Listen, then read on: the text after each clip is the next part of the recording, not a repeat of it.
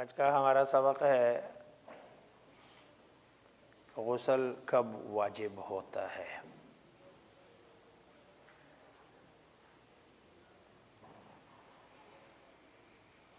اور یہ بڑا اہم سبق ہے، پھر خصوصاً نوجوانوں کے لیے عام طور پر غسل کے وجوب کے اسباب پتہ نہیں ہوتے ہیں۔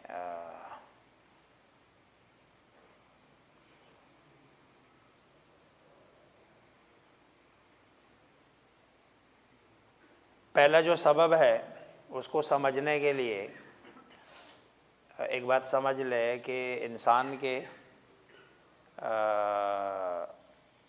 اگلے شرمگاہ سے جو چیزیں نکلتی ہے، ایک تو نارمل ہے پیشاب جس کو کہتے ہیں، اس سے تو وضو ٹوٹ جاتا ہے۔ اس کے علاوہ جو 3 چیزیں اور نکلتی ہے، مدی، ودی اور منی۔ ودی پیشاب سے پہلے یا اس کے بعد کوئی سفید لیسدار مادہ ہوتا ہے، اس سے بھی وضو ٹوٹتا ہے، غسل واجب نہیں ہوتا۔ مدی یہ بھی ایک لیسدار مادہ ہے کہ جو ذہن میں کبھی برے خیالات یا ذہن میں جو ہے نا شہوت کے خیالات آنے سے یہ جو ہے نا نکلتی ہے، اس کو مزی کہتے ہیں۔ اس سے بھی وضو جو ہے نا ہونا ہوتا ہے اور وضو لازم ہوتا ہے، اس سے بھی غسل واجب نہیں ہوتا۔ تیسری جو چیز ہے منی، شہوت کے ساتھ سفید گاڑھا لیسدار مادہ نکلتا ہے، اس کو منی کہتے ہیں۔ لیکن منی سے غسل واجب ہوتا ہے، لیکن یہ منی اگر خواب میں نکلے تو اس کو احتلام کہتے ہیں، اور اگر بیداری میں نکلے تو اس کو انزال کہتے ہیں۔ انزال کے لیے شہوت شرط ہے۔ اگر منی بیداری میں نکلے لیکن شہوت یعنی مزہ اس میں نہ ہو تو اس سے غسل واجب نہیں ہوتا۔ کبھی بیماری کی وجہ سے بھی نکلتا ہے، کبھی بندے پر جب بہت زیادہ بوجھ لادا جائے تو اس سے بھی منی نکل جاتی ہے۔ تو اگر اس صورتحال میں منی نکلے تو اس سے غسل واجب۔ غسل کے وجوب کے لیے اگر جاگنے کی حالت میں ہو تو جاگنے کی حالت میں جو ہے نا منی نکلے لیکن نہ کس کے ساتھ ہو، شہوت کے ساتھ ہو، جس میں مزہ ہو۔ اگر مزہ نہ ہو تو غسل واجب نہیں ہوتا۔ اور اگر سوتے کی حالت میں ہو، سونے کی حالت میں ہو، ظاہری بات ہے سونے کی حالت میں جیسے بندہ سویا ہوتا ہے اس کے احساسات بھی سوئے ہوتے ہیں، تو اس کے لیے پھر شہوت یعنی مزے کے ساتھ نکلنا شرط نہیں ہے۔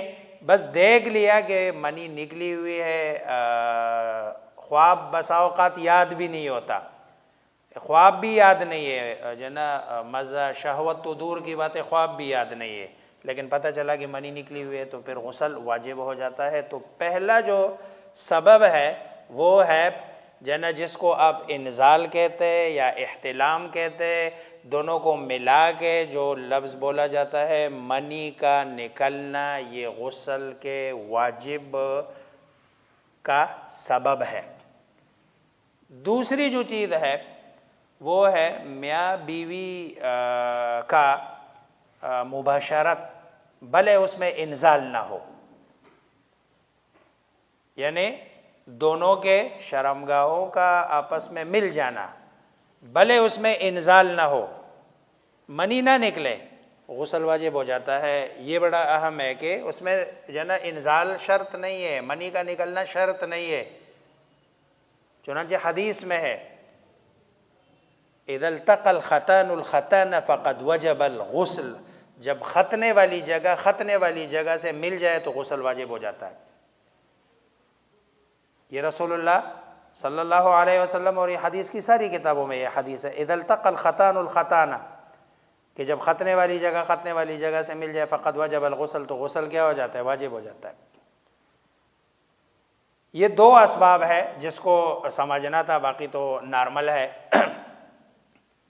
جب بندہ مسلمان ہو جاتا ہے یعنی کفر سے اسلام کی طرف آتا ہے، پھر غسل واجب ہو جاتا ہے، یعنی غسل کرنا اس وقت ضروری ہوتا ہے۔ اور چوتھی صورت یہ ہے کہ جب کوئی بندہ دنیا سے جاتا ہے تو اس کو بھی غسل دینا، یہ بھی واجب غسل ہے۔ کسی آدمی کا دنیا سے جانے پر جو غسل دیا جاتا ہے، یہ غسل بھی کیا ہے؟ واجب غسل ہے۔ اور کفر سے اسلام کی طرف آنے کے لیے جو غسل کیا جاتا ہے وہ بھی کیا ہے؟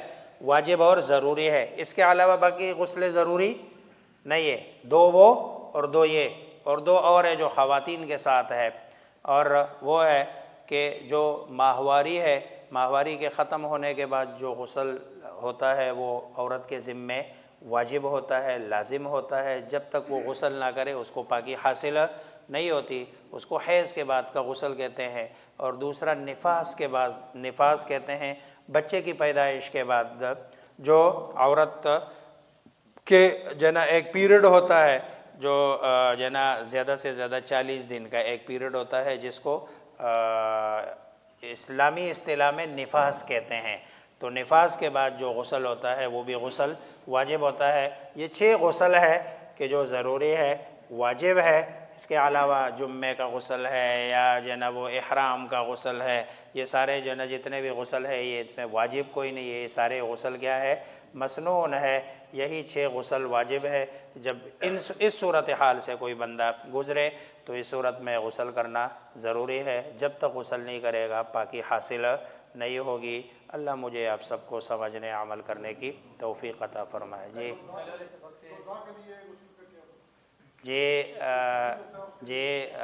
جو میت کو غسل دیا جاتا ہے اس میں بتانا بھول گیا، اچھا کیا آپ نے بتا دیا۔ ہاں، الا یہ کہ وہ شہید نہ ہو، کیونکہ شہید کو غسل نہیں دیا جاتا ہے، ان کا غسل معاف ہوتا ہے۔ یہ ایک منٹ ان کو یہ 1 to 1 جی۔ جو ہے اگر نماز میں آپ کھڑے ہیں اور وضو ٹوٹنے کا خطرہ ہے، یعنی شک ہے، ٹوٹا، اب یقین نہیں ہے کہ ٹوٹا یا نہیں ٹوٹا، تو اس صورت دیکھو مسئلہ یہ ہے کہ یہ جو شک والا مسئلہ ہے نا، وہ آج کل بہت زیادہ ہو رہا ہے کہ بندے کو ایسے لگ رہا ہوتا ہے جیسے ہوا نکل رہی ہے، نکلتی نہیں ہے۔ بندے کو ایسے لگ رہا ہوتا ہے جیسے یہ پیشاب جو ہے نا وہ سرے پہ آیا ہوا ہے، حالانکہ محسوس ہو رہا ہوتا ہے، ہوتا نہیں ہے۔ اس کے لیے جو ایک ضابطہ ہے، قاعدہ ہے، صاف ستھرا تمام فقہا نے لکھا ہوا ہے اور حدیث سے ثابت ہے، الیقین لا یزول بالشک، یقین یہ شک کے ساتھ زائل نہیں ہوتا۔ تو چونکہ آپ کا جب مسجد میں آئے ہیں، نماز کے لیے کھڑے ہوئے ہیں، تو آپ یقینی وضو کے ساتھ آئے ہیں، اور اب درمیان میں جو آپ کو شک ہو رہا ہے، یہ شک آپ کے اس یقین کو زائل، اب اس یقین کے زائل کرنے کے لیے آپ کے پاس اس طرح کا یقین ہونا چاہیے کہ جس یقین کے ساتھ آپ وضو کر کے آئے۔ سیدھی سیدھی سمپل بات ہے، آپ کے پاس وہ والا یقین ہونا چاہیے جس یقین کے ساتھ آپ نے انٹری کی ہے نماز میں، آپ وہ والا یقین ہو تو آپ کا، اگر وہ والا یقین ہے آپ کا وضو ٹوٹ جائے گا۔ لیکن اگر وہ والا یقین نہیں ہے، اور اس سے نا یہ بندہ جو نا زیادہ تر اس طرح کے کرنے سے نا وہم کا بیمار ہو جاتا ہے۔ اچھا یہ اب سے نہیں ہے، یہ رسول اللہ صلی اللہ علیہ وسلم کے زمانے سے یہ وضو کا ایک شیطان ہے جس کا نام ولہان ہے حدیث میں۔ یہ شیطانوں کے بھی مختلف کاموں کے جو شیطان ہیں نا، ان کے اپنے اپنے نام ہے۔ یہ وضو کا جو شیطان ہے نا اس کا نام ولہان ہے۔ یہ جو نا وضو کرتے ہوئے بندے کو وساوس ڈالتا ہے کہ آپ کا وضو ہوا نہیں ہوا، استنجا پورا ہوا یا نہیں۔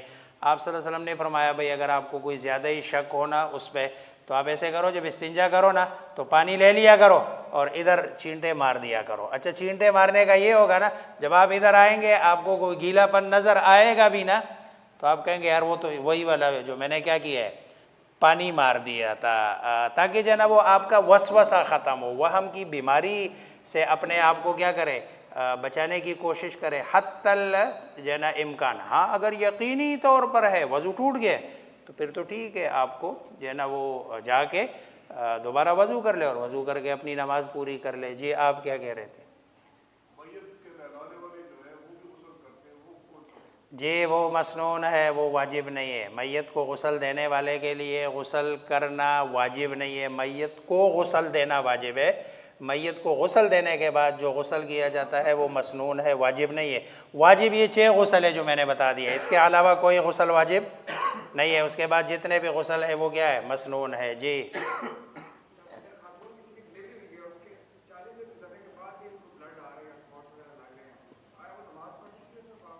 جی یہ جو مسئلہ ہے نا اس کا جو آپ کہہ رہے ہیں نفاس والا، نفاس کے جو کم سے کم مدت ہے نا یہ 3 دن بھی ہو سکتے ہیں، 4 دن بھی ہو سکتے ہیں، کم سے کم کوئی معیار نہیں ہے. کبھی مطلب ہے یہ علاقے پہ بھی ڈیپینڈ کرتا ہے، جو ہے نا وہ بندے کے باڈی کے اس پہ بھی ڈیپینڈ کرتا ہے، یہ ساری چیزیں ہیں. تو زیادہ سے زیادہ اس کی مدت 40 دن ہے. 40 دن ہمارے ہاں معاشرے میں یہی سمجھا جاتا ہے کہ بھئی 40 دن سے پہلے نماز پڑھنا اس کے لیے جائز نہیں ہے. ایسا نہیں ہے. اگر خون 10 پہ رکا تو ختم، 20 پہ رکا تب ختم، 35 پہ رکا تب ختم. ہاں 40 دن یہ بالکل اس کی آخری حد ہے، لیمٹ ہے. اس کے بعد اب اس کے پاس گنجائش نہیں ہے. اب بھی اگر خون ہے تو اس کا مطلب یہ ہے کہ اس کو کہیں کوئی بیماری ہے. آپ صلی اللہ علیہ وسلم کا فرمان ہے انما ذاک دم عرق، کہ بھئی یہ کسی رگ کا خون ہے. یہ وہ والا جو ہے نا جو بچے کی پیدائش والے پروسیس کے بعد جو خون آتا ہے وہ والا خون نہیں ہے. اس کو پھر ایک اور نام دیتے ہیں اصطلاح میں، استحاضہ کہتے ہیں اس کو. اور استحاضے کی صورت میں نماز بھی پڑھی جاتی ہے، روزہ بھی رکھا جاتا ہے. اور رسول اللہ صلی اللہ علیہ وسلم کے زمانے میں جو ہے نا اس طرح کی بہت ساری خواتین تھیں جن کے نام حدیث کی کتابوں میں کہ جن کو اس طرح کی بیماری تھی، تو ان کے لیے آپ صلی اللہ علیہ وسلم نے جو حکم بتا دیا کہ ہر نماز کے لیے وضو کر لیا کرو، ہر نماز کے لیے وضو کر لیا کرو. اور بس اس وضو پر آپ اس وقت میں جتنی نمازیں پڑھ سکتی ہے پڑھ لو، اور پھر اگلی نماز کے لیے کیا کرو؟ وضو. بھلے خون جاری رہتا ہے تب بھی نماز بھی پڑھو، اور آپ کی جو ہے نا یہ کیا ہے؟ پاکی ہے، طہارت ہے. اس لیے اس کے بعد پھر یہ والی گنجائش نہیں ہے وہ استحاضے کی. یہی پھر جو ہے نا جو مینسز والا ہوتا ہے یہ بھی 10 دن سے زیادہ اگر ہو، 10 دن سے زیادہ اگر ہو تو وہ بھی پاکی ہی کے ایام تصور ہوں گے.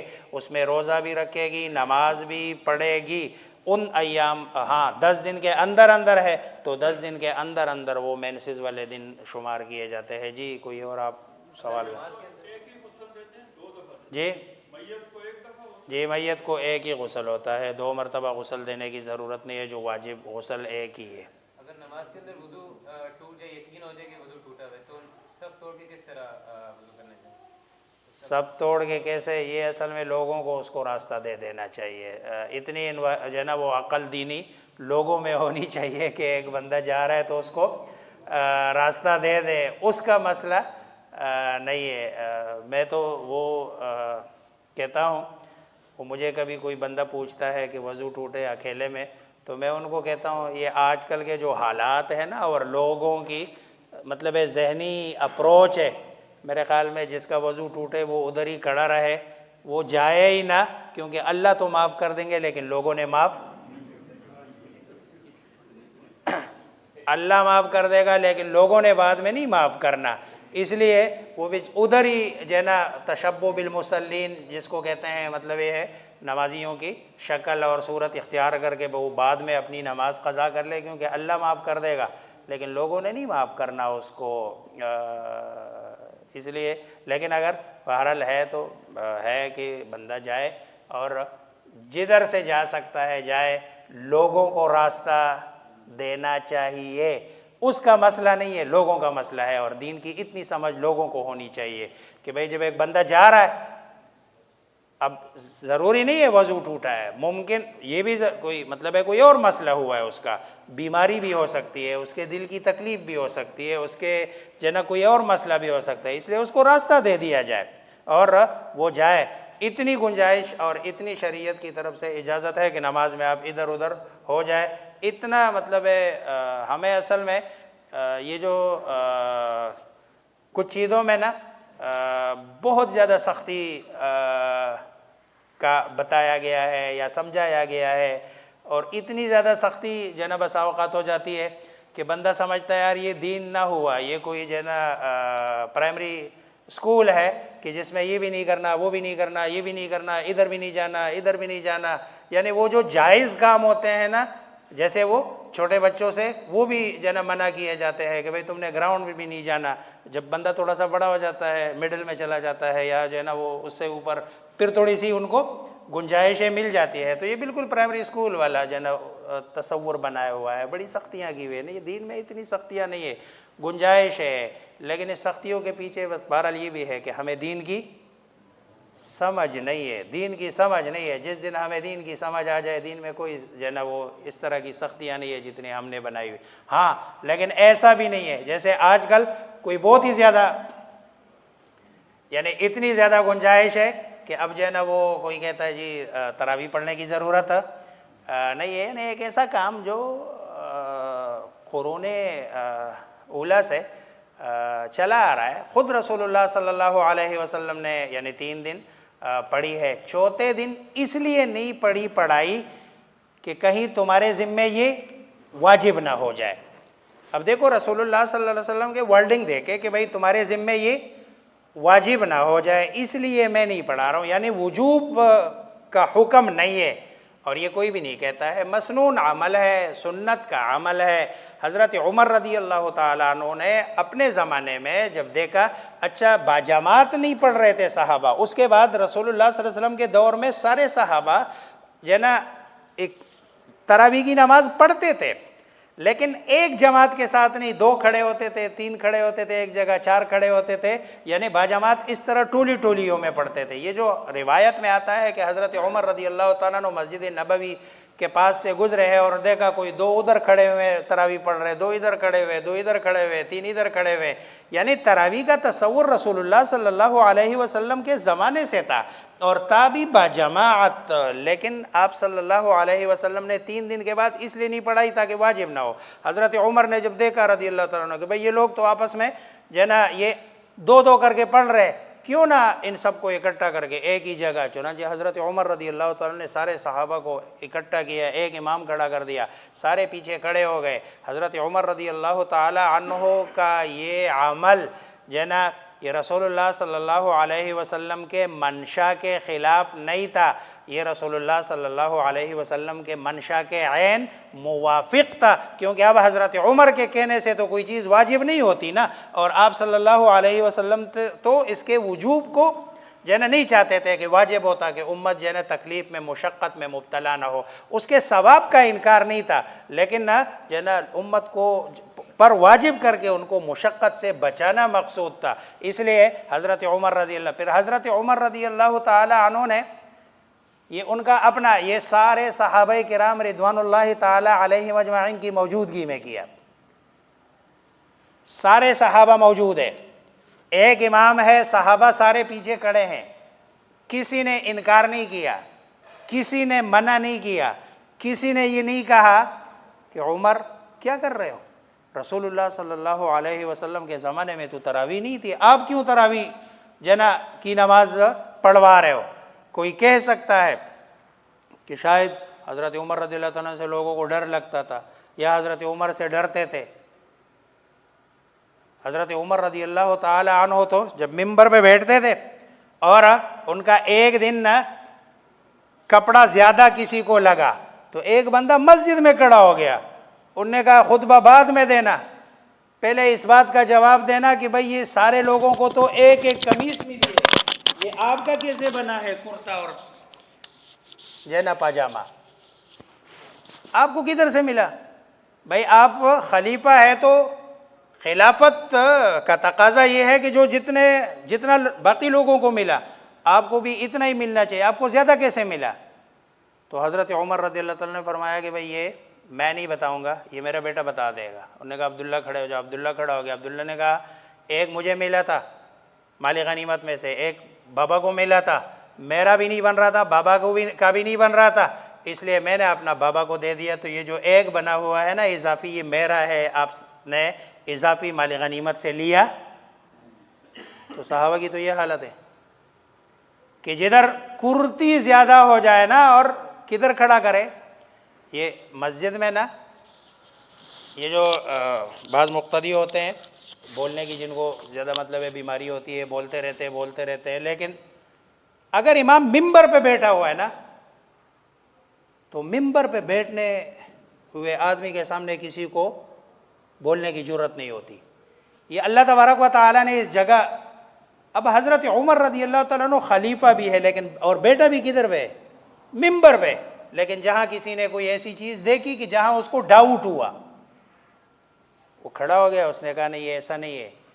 تو حضرت عمر رضی اللہ تعالیٰ عنہ دین کا مسئلہ جو آج کے غامدیوں کو سمجھ آ رہا ہے، جو آج کے جنا نام نہاد اسکالروں کو سمجھ آ رہا ہے، حضرت عمر چینج کر رہے، صحابہ سارے خاموش ہیں۔ اگر صحابہ کی اس خاموشی کو نعوذ باللہ ثم نعوذ باللہ ثم نعوذ باللہ، مطلب ہے یہ کہا جائے کہ وہ اس لیے خاموش تھے کہ بھائی جناب وہ حضرت عمر رضی اللہ تعالیٰ عنہ کا انہوں نے خیال کیا، وہ تو تمہارا دین کدھر ہے؟ پھر تو دین اسلام میں اور یہودیت میں اور نصرانیت میں فرق کدھر رہا؟ بھئی دین کدھر سے آیا؟ دین تو صحابہ کے پاس سے آیا نا۔ اور اگر صحابہ کی حالت یہ ہو نعوذ باللہ کہ وہ ڈر کی وجہ سے حضرت عمر کے سامنے بھی نہ بول سکے، تو پھر ایسے لوگوں سے دین ہمارے پاس آیا، تو پھر ہمارے، اور ہم جو یہ کہتے ہیں کہ ان الدین عند اللہ، قرآن کہتا ہے ان الدین عند اللہ الاسلام، ہم جو کہتے ہیں کہ بھئی ہمارا دین کامل ہے، مکمل ہے، اور اس میں کوئی جناب وہ نہیں ہے، یہ تو صحابہ کرام رضوان اللہ تعالی علیہم اجمعین کی مرہونی منت ہے۔ اگر ان پہ آپ سوالیہ نشان اٹھا دے تو ظاہری بات ہے۔ اس لیے یہ جناب وہ پھر اگلا مسئلہ پھر 8-20 کا ہوتا ہے کہ بھئی 8 ہے یا 20 ہے۔ حضرت عمر رضی اللہ تعالیٰ عنہ سے جو روایات ہے، ظاہری بات ہے تراویح کا سارا وہی حضرت عمر رضی اللہ تعالیٰ عنہ سے ہی ہے، اور ایک روایت 8 کی ہے، باقی ساری روایات 20 کی ہے۔ اور امت میں آج تک 20 تراویح پر تسلسل چلا آ رہا ہے۔ یہ 8 تراویح والا تصور تو یعنی احادیث روایات میں یا کسی کا مسلک ہو سکتا ہے پہلے، لیکن روئی زمین پر 8 تراویح پڑھنے والا 1857 سے پہلے کوئی بھی نہیں گزرا۔ یہ 1857 کے بعد یہ 8 تراویح پڑھنے والا دنیا میں موجود ہے، اس سے پہلے 8 تراویح پڑھنے والا کوئی نہیں ہے۔ 20 ہی تراویح ہوتی تھی، اور امت کا یہ اب پچھلے سال حرم میں شاید انہوں نے 10 کر دیے، یا کوئی اس طرح کی کوئی ڈسٹریبیوشن انہوں نے بھی کی ہے، حالانکہ یہ پہلے سے وہی 20 تراویح پڑھی جا رہی ہے۔ ایک ایسی چیز کو کہ جو مطلب ہے امت میں باقی سارے مسائل ختم ہو گئے امت کے، کہ بھئی تراویح پڑھنی ہے نہیں پڑھنی ہے۔ اگر کسی نے جناب وہ آگے مسجد میں آگے عبادت کر لیے تو تکلیف کیا ہے، مسئلہ کیا ہے؟ بس چیزوں کو وہ بنانا، کمپلیکیٹڈ بنانا، لوگوں کا دین سے اسلام سے آپ کے جو پیچھے ایک تسلسل ہے سند کی، اس سند کو کمزور کر دینا۔ کیونکہ جب سند کمزور ہو نا تو سند اور دین ایک ہی چیز ہے۔ الاسناد من الدین، الاسناد من الدین، گویا کہ اسناد سند کا بیان کرنا اور دین یہ ایک ہی چیز ہے۔ لولا الاسناد لقال من شاء ما شاء، اگر سند بیچ میں ہٹا دے تو پھر تو میری جو مرضی ہے میں کہوں گا، آپ کی جو مرضی ہے آپ کہیں گے، پھر دین کا تو سارا تیا پانچا ہو جائے گا۔ اللہ تبارک و تعالی ہم سب کو، میری ویسی عادت نہیں ہے اختلافی مسائل کو چھیڑنے کی، لیکن بہرحال اللہ سمجھ دے ہمیں، اللہ تبارک و تعالی